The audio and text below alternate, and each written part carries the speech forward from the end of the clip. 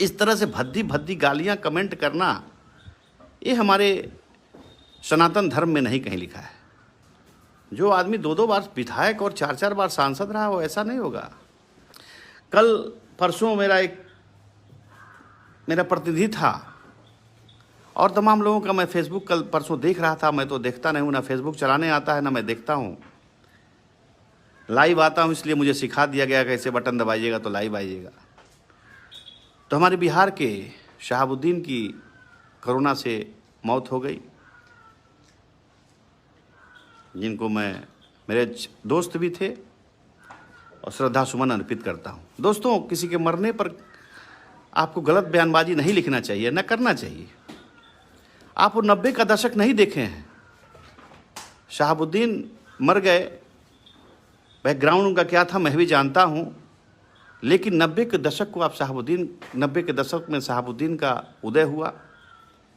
जीरादेई से 2 बार विधायक रहे, 4 बार सांसद रहे। वो शहाबुद्दीन 90 के दशक में जब माओवादियों का सिवान में बोलबाला था, ब्राह्मण हो, भूमिहार हो, राजपूत हो या अन्य कोई छोटी बड़ी जातियां हो, किसी को जीने का अधिकार नहीं, वो लोग मार दिया करते थे, ज़मीनों को जोत दिया करते थे, लूटते थे। उसमें शहाबुद्दीन का जन्म हुआ। 90 के दशक को आप लोग नहीं देखा है, क्योंकि आप लोग तो 20 वर्ष के 25 वर्ष के हो और शहाबुद्दीन को खैर क्या बोलते हो, आपके मन को तो कोई रोक नहीं सकता। लेकिन 90 को दशक को आप देखते तो शहाबुद्दीन को आप लोग इस तरह बुरा भला नहीं कहते।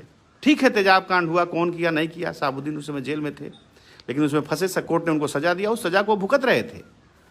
लेकिन किसी के मौत पर इस तरह से भद्दी भद्दी गालियां कमेंट करना, ये हमारे सनातन धर्म में नहीं कहीं लिखा है। रावण को जब रावण इतना आतताई था, जो माँ सीता का अपहरण किया था, कितने लोगों की हत्याएं रावण किया था, लेकिन जब रावण मरने लगा तो भगवान राम, जब रावण मर गए, रावण का जब मृत्यु हुआ तो भगवान राम के मृत्यु होने लगा तो भगवान राम उसके पास गए, प्रणाम किया भगवान राम ने, और रावण ने कहा भगवान राम से, चूँकि एक बार वो, और जानते हैं आप लोग, राम ने प्रणाम करके रावण के सर को अपने जांघे पर रख करके सहलाते हुए रावण भगवान राम के जांघे पर सर रखा, और तब उसकी आत्मा स्वर्गवास हुई। 90 के दशक को आप लोग कोई अगर रिश्तेदार हो, आपका परिचित हो सिवान का, तो उससे पूछिएगा कि 90 के दशक में जो आदमी 2-2 बार विधायक और 4-4 बार सांसद रहा हो, ऐसा नहीं होगा। आप सरकार को, उस समय की परिस्थितियों को, आप सरकार को दोषी ठहरा सकते हैं। आप उस समय किसकी सरकार थी उसके ऊपर उसको दोषारोपण कर सकते हैं, लेकिन आप शहाबुद्दीन को दोषारोपण नहीं करते। शहाबुद्दीन का उदय हुआ, माले से लड़ाई लड़ करके शहाबुद्दीन पैदा हुए। वो इंजीनियरिंग का छात्र, वो PhD किया। मैं जानता हूँ शहाबुद्दीन को गीता का ज्ञान था, पूरी रामायण स्वयं जानते थे। मेरे साथ उन्होंने जेल काटा है।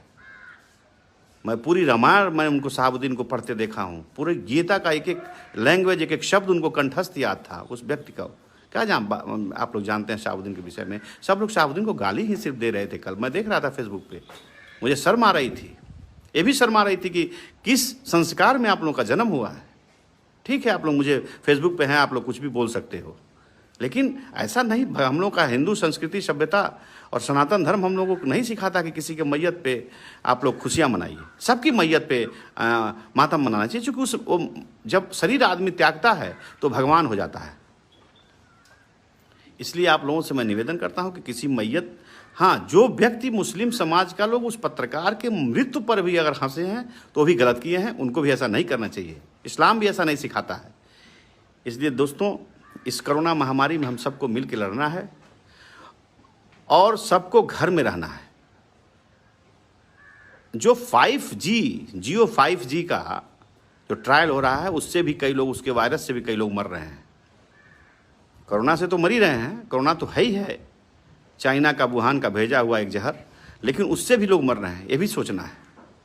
हमारे देश के प्रधानमंत्री जी को इस समय पूरे देश में लॉकडाउन लगाना चाहिए।